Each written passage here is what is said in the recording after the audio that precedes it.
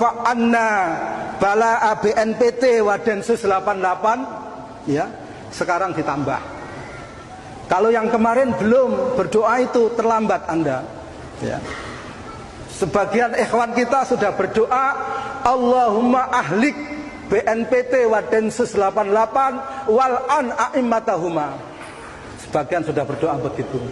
Ya Allah, hancurkanlah BNPT dan Densus 88 dan jauhkanlah kedua pemimpin kelompok itu dari kebaikan. Bahasa mudahnya laknatlah, ya. Fasih itu harus, ya kan, fasih. Kita tidak bisa mengukur mana yang lebih bahaya dari sisi fisik terhadap kaum muslimin, ya. Kita tidak bisa membedakan hari ini. Dua-duanya bala, ya. Ini mendasar sekali ya ikhwah, ya, ini mendasar sekali. Sejauh mana bala itu? Bismillahirrahmanirrahim. Assalamualaikum warahmatullahi wabarakatuh. Alhamdulillah. Fa inna ahsanal kalami kalamullah wa khairal huda huda Muhammad sallallahu alaihi wasallam. Wa syarrul umuri muhdatsatuha fa inna kulla muhdatsatin bid'ah wa kulla bid'atin dhalalah wa kulla dhalalatin finnar. Kembali bersama saya Zulkarnain El-Maduri.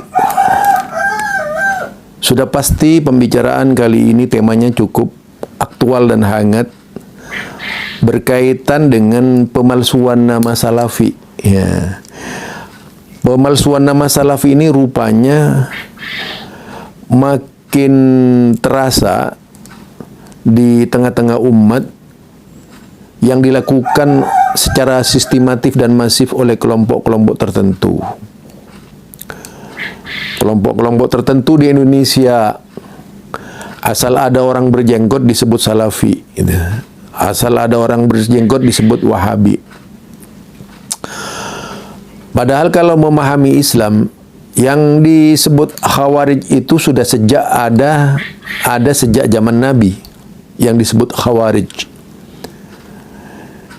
Kemudian mengiringi perjalanan para sahabat Nabi, mulai dari Abu Bakar, Umar, Utsman, Ali. 3 orang pemimpin itu meninggal dalam keadaan teror yang dilakukan oleh kaum khawarij, siapapun orangnya. Sampai pada akhirnya berbentuk kudeta-kudeta terhadap Umayyah, terhadap Bani Umayyah, Bani Abbasiyah dan sebagainya. Itu terus bergilir.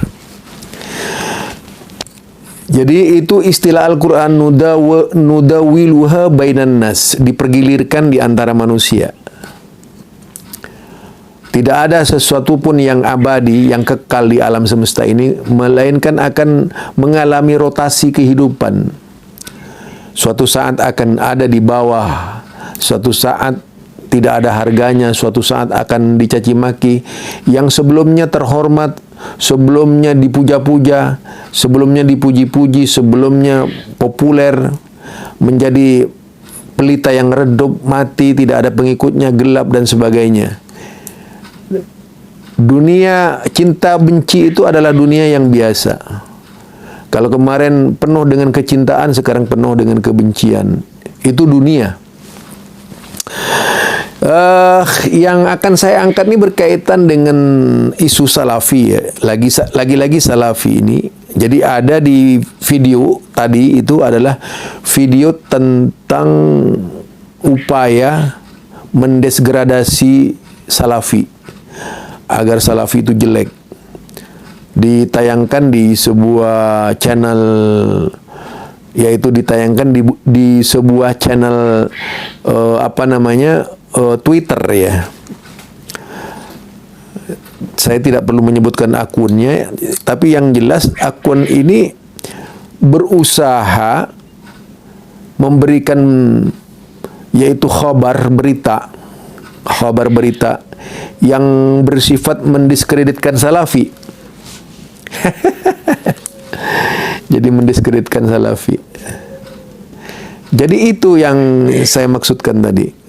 Pada akhirnya berita itu viral dan banyak dikomentari oleh banyak orang, di mana tuduhannya ya tuduhan Ini benar-benar perbuatan salafi, wahabi. Seperti mendoakan pemerintahan Indonesia sejelek-jeleknya, mendoakan BNPT sejelek-jeleknya. Akhlaknya yang ditampakkan karena jenggotnya tadi. Padahal orang jenggot, orang bercadar itu belum tentu dia adalah salafi. Contoh saja, dari kelompok ahlul bid'ah itu sekarang di Yaman misalnya. Yaman itu tempatnya ahlul bid'ah. Tapi rata-rata dari mereka ini pakai cadar seluruhnya. Ustadz-ustadznya pakai jenggot seluruhnya itu. Jadi belum tentu dia salafi gitu. Di Indonesia ini banyak juga, ya, muridnya Habib Rizik saja pakai cadar.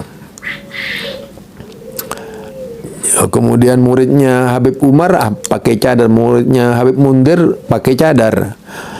Jadi cadar itu tidak merupakan urusan salafi, tapi urusan syariat gitu. Salah besar kalau kemudian setiap yang bercadar itu dituduh macam-macam, ya. Karena ternyata yang pakai cadar lintas golongan, bahkan di kalangan mazhab Syafi'iyah itu cadar termasuk sesuatu yang harus dilakukan itu. Kecuali Syafi'iyah KW itu kebanyakan mereka nggak mau pakai cadar. Kalau saya lihat tadi itu muridnya Habib Umar Hafidz misalnya, itu ya banyak pakai cadar. Muridnya Habib Mundir pakai cadar, muridnya Habib Rizik pakai cadar. Karena itu syariat, bukan kelompok, ya, bukan kelompok, syariat itu. Jadi banyak di antara mereka ini yang mempertahankan sunnah-sunnah yang diajarkan oleh salafus soleh, ulama dahulu kala. Barangkali itu dari saya. Jadi di situ itu kalau kita lihat, yaitu berkaitan dengan statement yang ada di Twitter yang menyatakan bahwa teroris ini mendoakan. Setahu saya salafi itu mendoakan jelek BNPT. Setahu saya, selama ini mempelajari salafi, dari awal perjalanan saya mengenal salafi sampai sekarang, tidak ada seorang pun tokoh salafi yang kemudian mendoakan BNPT sejelek itu, atau mendoakan Jokowi, ya, sejelek itu. Rata-rata dari seluruh salafi biasanya mendoakan penguasa sebaik-baiknya, supaya diberi petunjuk, supaya dibimbing ke jalan yang lurus dan sebagainya, supaya dirahmati, supaya dibimbing lebih baik lagi dan sebagainya. Itu yang dilakukan oleh salafi. Tidak ada kemudian mendoakan mudah-mudahan BNPT celaka, mudah-mudahan BNPT hancur, mudah-mudahan BNPT dilaknat oleh Allah. Ini bukan doanya salafi. Menurut saya doanya orang-orang yang salah pikir gitu. Nah, orang-orang yang salah pikir ini tidak harus orang yang katanya tadi Wahabi. Banyak orang salah pikir itu. Ya, di Aswaja juga banyak salah pikir gitu. Jadi orang-orang yang salah pikir ini banyak. Dalam berbicara Islam banyak. Kata orang Madura itu ngalot gitu. Barangkali itu ya tentang statement salafi. Jadi salafi yang saya kenal sejak dahulu, saya pelajari itu sekitar sudah hampir 40 tahun saya mempelajari salafi. Tidak ada perkataan salafi sejelek itu terhadap penguasa. Sejelek apapun penguasanya, biasanya salafi selalu mendoakan kebaikan.